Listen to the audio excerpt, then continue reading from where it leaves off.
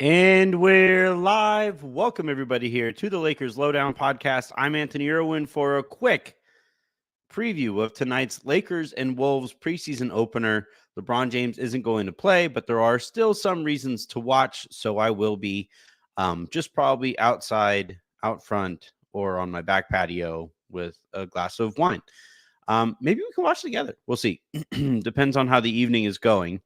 I'm going to talk a little bit also about an article or a column or I'm not going to say it, a piece written about Lakers training camp thus far.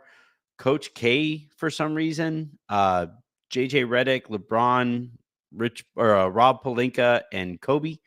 Ramona Shelburn, Matt wrote that angle of it. So I found some interesting takeaways there. And then because it is a Friday, if there is a little bit of time here in this happy hour type of episode, I'll take your guys' questions. I do have to get out of here at about 12:30 or so to go pick up Avery from school. So we will go ahead and get up out of there if we make it all the way to there. So we'll go ahead and dive on in to the Lakers playing the Minnesota Timberwolves tonight to open their preseason. So first and foremost, obviously a bit of a bummer that LeBron isn't going to be playing in this preseason opener. This game is taking place in Palm Springs. I don't believe the Lakers are playing a game at Crypto during preseason this year, so that's a little weird. But there's even without LeBron, even if LeBron had played, you're probably only looking at about 3/4 speed for a couple of quarters or so, and then getting out of there as kind of quickly as they could or he could, so that he could remain healthy and all of that good stuff. They, the Lakers are obviously going to be relying a ton on LeBron this year, but I want you guys to remember Anthony Davis, according to JJ Redick, is going to be operating as more of a hub this year, which is going to be interesting to see in practice.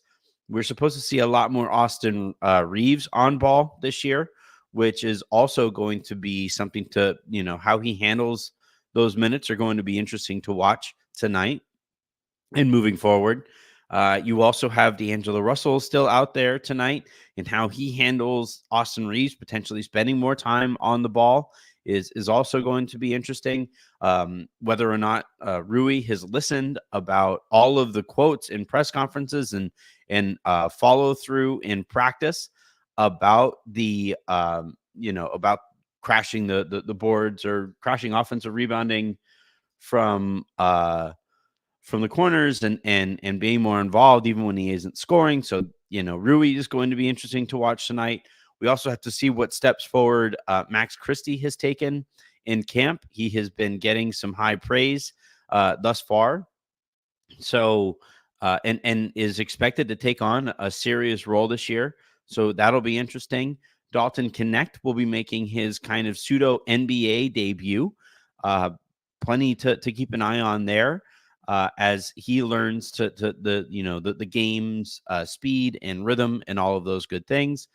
And then from there we just kind of see how everything flows together. Jalen Hood-Schifino has apparently impressed in practice, and he kind of retooled his shot. I'm not a huge fan of what I've seen from his shooting so far, but I'm also not a shooting pro. So maybe it's going to work, and maybe he looks considerably better out there tonight. And then also from the Wolves side of things, it's going to be their first game without Karl Anthony Towns, who has been officially announced by the New York Knicks. He is already, wearing his Knicks gear and all of that good stuff. Julius Randle and Dante DiVincenzo have both been formally introduced as well as I think Keita Bates-Diop is the other player who went to Minnesota. Um, all three of those guys have been announced and had their introductory press conference for the Wolves. I believe they're going to go tonight. So, we'll see how the Wolves look there. There's plenty of intrigue here. I mean, any opportunity to watch Anthony Edwards play, I think is worth that opportunity as well. So, I obviously wish that LeBron was playing. Any game that he isn't out there, the decibel level drops just a little bit, but still, I do believe that there is plenty of time, to go around and plenty of guys to keep an eye on. As like we know what we're going to get from LeBron going into the season. We know he's going to be great. We know, so long as he remains healthy, we can generally kind of pencil him in for 25-ish points, 7 or so assists, and 7 or so rebounds on super high efficiency. Defense is going to be a little questionable, but generally what you're going to be getting from LeBron. Just like you kind of know what you're going to be getting from Anthony Davis, and good chance there with AD that LeBron doesn't play this one, and then LeBron plays the second one, and then AD doesn't play the second one, as they kind of flip-flop there. We have to see what kinds of defense that JJ Redick plays with Jackson Hayes out there at center, because Hayes is going to be a very important figure early on in this season. You might get a good look at Colin Castleton. I don't believe we're going to see Christian Coloco, because I don't believe he has been cleared yet. So one, that's an interesting situation to keep an eye on. But two, Colin Castleton is somebody that the organization has high hopes for, and we'll see what that kind of looks like moving forward. So, I think overall, like wins, losses, I don't particularly care about. I mean, shit, we get to watch JJ Redick coach. We get to see how he handles the sideline, what he has delegated to his assistant coaches for game situations. I'm told in practice, Greg St. Jean has been a very prominent figure in practice. He is basically handling the offense, whereas Bob Byer is, I'm told, handling the defense. And Nate McMillan and Scott Brooks are both kind of handling, veteran coaching duties, communication with players, and other stuff like that, or they're wandering around. I'm really, it's kind of hard to tell. And yeah, I believe that, this entire preseason is going to be must watch type stuff. So whether we watch it together on playback or whether you check it out or whatever, I'm not going to be going post game for a Friday night game. That starts at 9:30 my time. But Sunday night, we will be doing a post game there. And Raj says he wants to do that post game with me. So we'll kind of see what that looks like as well. Preseason for us, too. So let's go ahead and move on to other topics for today. I do have a little bit of personal news. As you guys can kind of tell there on the right side of your screens, there is no Lakers Daily there next to Odyssey. I have accepted a position with a different company that I will be doing, insider reporting for. Nothing but the best things to say about Brad and Lakers Daily and the rest of the team over there. I just got a really good opportunity to help grow the show, and is going to be a bigger platform for me. So we'll keep an eye out for that. And then, as far as this show goes, it's not going anywhere. You'll probably see more of it, to be completely honest, because of the, role that I have accepted and the relationship that I'm going to have with this next platform. Really, really excited about it. But I do want to, absolutely clarify before people start running away with this stuff. You guys know I come from PR, and I'm going to tell my own story. Lakers Daily took a chance on me, as it was the first time that somebody paid me to do inside reporting on the Lakers. I'm really proud of the work that we did together. I have nothing but good things to say about Lakers Daily moving forward. I really, truly don't. for me moving forward, this opportunity was kind of too good to pass up. I can't wait to go into further detail with you on it as soon as I can. But when that time comes, we will go ahead and talk more. I also have to say that, we launched a Lakers Lounge Discord that has been super active. I've been very active on it. I've really enjoyed chatting with people there. I'm going to go ahead and put that link here in the in the chat for those of you who want to come on in and join us there. So here is that. For those of you who want to join us in Discord, I'll probably be active there tonight. I get notifications for every single message that gets sent there, and I've been very active there. We've had good conversations so far, and I look forward to having more of those good conversations. Shout out to you, Steve. Thanks very much. Proud of you making moves. It's what we do, man. It's what we have to do in this industry. If you're sitting still, you're probably getting passed up. So, yeah, that's about it for the personal notes, the navel gazing. Let's go ahead and talk about this ESPN piece that really caught my attention for not the best reasons. All right. So, first and foremost, I want to say I've never met Ramona Shelburn. I don't have anything personal against her. This is purely analysis of reporting here. There's a couple of issues that I see in the timeline here that caught my attention. Some phrasing here that makes me a little tweaked. One line in particular was when I almost threw my phone. She's talking about the title of it is Inside Lakers Training Camp, LeBron with Bronny Redick and Painful Lessons from Kobe. So right away there, she says there's going to be a lesson learned here somehow from Kobe. I'm going to now. One of the lessons is to enjoy the last couple of years of LeBron's career. LeBron is already, very much doing that. So I don't think that's the lesson to take away from it. The lesson that I kind of gleaned is that, the Lakers want to remain competitive while LeBron wraps up his career. If that is the lesson, then this can't be your phrasing. So she goes, quote, in his 5 years on the job, Pelinka has endured withering criticism despite winning a championship in 2020 and advancing to the Western Conference Finals in 2023. It is the cost of leading a franchise like the Lakers and managing a superstar like James. I mean, there's always stuff going around the Lakers, Pelinka said. When you have a strong partner, you're not facing it alone, end quotes. So for one thing, I'd like to know who the partner is here. But two, if you're saying that, like, if the point is, hey, Kobe didn't do enough winning on his way out the door, and it kind of, he won 65 combined games over his last couple seasons in the NBA. He was obviously a much lesser player coming off of the torn Achilles and the various other maladies that he incurred over his lengthy and bumpy career. So if you're saying that, like, all right, the one of the lessons to take away here is not to waste the last couple of years of LeBron James.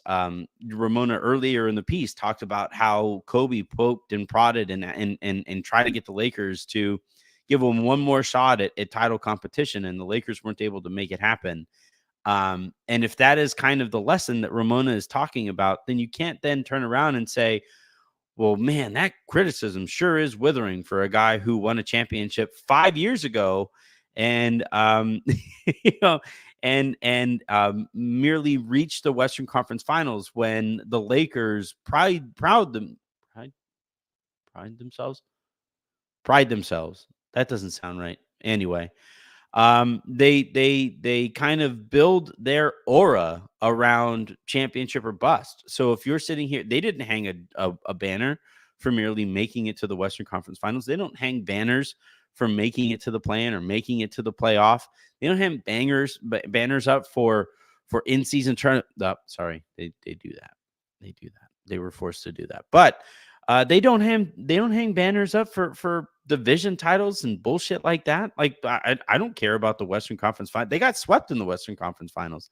If we're sitting here giving them credit for merely reaching the Western Conference Finals and implying that therefore, because of that success that he had there, that somehow the criticism that he's getting is going a step too far, then have you not been paying attention to like how the Lakers have operated and the expectations of this fan base? That's a really weird takeaway there. She also says about JJ Redick's relationship, obviously, with Coach K, Coach K's relationship with Rob Pelinka and his relationship with Kobe Bryant. A lot of star fuckery. But this is where so she goes, she writes a quote. In May, Pelinka called former Duke coach Mike Krzyzewski and asked for advice on how to approach the situation. Krzyzewski, Coach K, had been a close confidant coach. Why can't I read? Close confidant of Bryant's for nearly 2 decades and was his choice to coach the team in 2004. Pelinka had developed a relationship with Coach K through Bryant and other clients with Duke ties. It was just about going into the last part of LeBron's career, how his legacy should be intertwined with what the team is doing, Krzyzewski told ESPN of his message to Pelinka. I said, it can't be the only thing that you're thinking of, but is there a way you can help him in positioning him in different ways on offense, on defense? Krzyzewski developed a close relationship with James in his years coaching Team USA. He knows the way James likes to be coached and the systems he has thrived in. He also knew Redick, who'd won numerous awards as a player for Duke from 2002 to 2006. JJ was a courageous player, was as courageous a player I've ever had, Krzyzewski said. He sought the moment. The bigger the situation was during a game, the more he loved it. The connection was made. Krzyzewski was the first person to make Redick and Pelinka aware of the similarities in their personal styles and way of thinking. We've gotten that from a lot of people, Pelinka said. When I huddled up with Mike at the Chicago Combine, he was like, I really think you and JJ should work together. I've known you for 20 years, and I think you guys see the game and see the business of basketball very similarly. If Redick could take being booed in every arena he went to, the thinking went, continuing in a long line of hated players we've had here, as Krzyzewski put it, he could handle the pressure of coaching James in the final years of his career. Redick was organized and thoughtful about everything he did. His personal style was one that would meld easily with James and Pelinka, Krzyzewski said, and that was essential in the environment they were all entering together. Okay, so one issue off the top here is that Dan Wojcicki had previously reported that Coach Redick said to Dan Wojcicki that Coach K called him when he saw the Lakers rumors, and asked if those rumors were true or if they held any water. That would kind of go against the notion that it was Coach K who put Pelinka and Redick together. So the timeline there is not quite adding up based on previous reporting. I would also say that, like, we do know that Coach K was approached after the rumors had started about JJ. Remember, if we go back and remember the reporting about that entire coaching search, JJ's name was one that floated up to the top of the list very quickly. And then, as the Lakers typically do, they go out and they grab these consultants and they ask their opinions. And these consultants tend to be celebrities or stars, right, in the basketball world. And they move forward that way. So, again, making it seem as if it was Coach K who somehow linked the Lakers and JJ together, when Coach K either called JJ after the rumors started swirling to ask JJ if they were true, or the Lakers consulted Coach K about JJ after they had already identified JJ as the guy that they wanted. Like, this stuff isn't quite adding up. And the reason that I say all of this is that, like, we're going to keep getting narrative after narrative after narrative that basically has Rob kind of stepping further and further and further into the background as they bombard you with names, and they bombard you with, like, hey, Kobe sure liked Coach K. And if Coach K likes Redick, therefore Kobe must have liked Redick or would have liked Redick. Like, it's just this constant, idea that Lakers fans give a fuck about whether or not, like, Kobe would have signed off on Redick. Like, no, just make a hire. Do your job. Do your job without, like, the protections of, these other names that are held in higher regard, right? Like, one thing that I learned over the last week or so is when the Lakers were trying to find, before they hired Zach Guthrie as their G League head coach, the South Bay Lakers head coach, essentially uh, the one of the names that Kurt Rambis really wanted the Lakers to take more seriously than they were at the time was Derek Fisher. Fisher interviewed with the Lakers, and I'm told he also interviewed with the Stockton G League team, the affiliate of the Sacramento Kings. He's trying to get back into coaching after being a disaster his 2 previous stints. Again, it's like it's just everything is just name based. Everything is narrative based. Everything has to be a story, when in reality, like, I don't care about the story. I don't care that, like, Ramona Shelburn can write 1,500 breathless words about Kobe and Pelinka and Genie and Magic. And like, no, I don't care. Does this person give the Lakers a better chance at winning basketball games? That's all that should matter. That should be the focus. And until that becomes the focus, until Rob Pelinka actually makes a decision that he puts his 2 feet in the dirt on, and 10 toes down, and stands up and says, no, this is my decision. This is something that I believe in, and doesn't do the thing where he, like, waits for consensus, because if he gets consensus and something doesn't work out, it makes him less likely to lose his job over the decision that he made that had prior consensus on. Whereas if he doesn't make any decisions, you aren't going to get fired for not making decisions, especially by an owner who doesn't want to fire you under basically any circumstances anyway. So that's why, like, this piece, it just brought a lot of these, like, prior annoyances up with the way that the Lakers operate, because I know the Lakers are reading that and they're thinking, man, we look so good there. Like, fans are going to love this. Look at us go.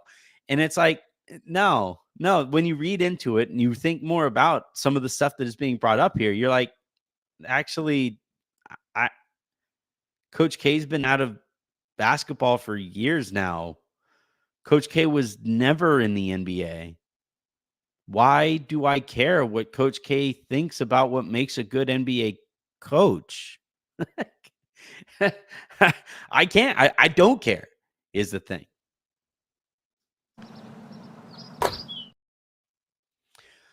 All right. I'm going to go ahead and end this one here, unless you guys have any questions. Austin Reeves asks, where's Aaron? We miss him. I miss him too, man. But, unfortunately, I don't believe we're going to be doing shows here moving forward. Nothing personal between me and Aaron. We still talk on the phone.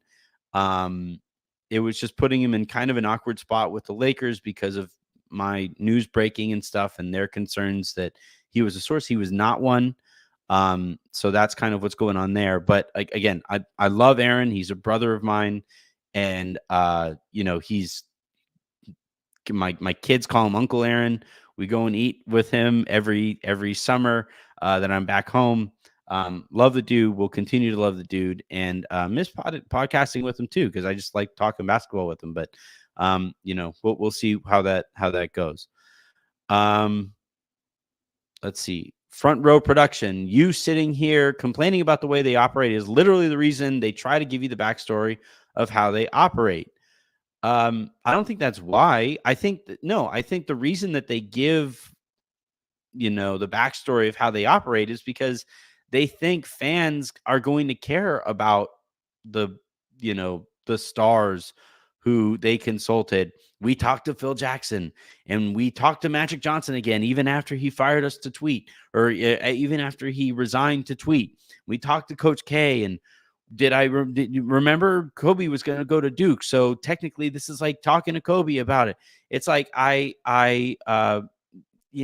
just don't think Lakers fans who actually care about the right things care about what any of those people think about the moves that the Lakers are making.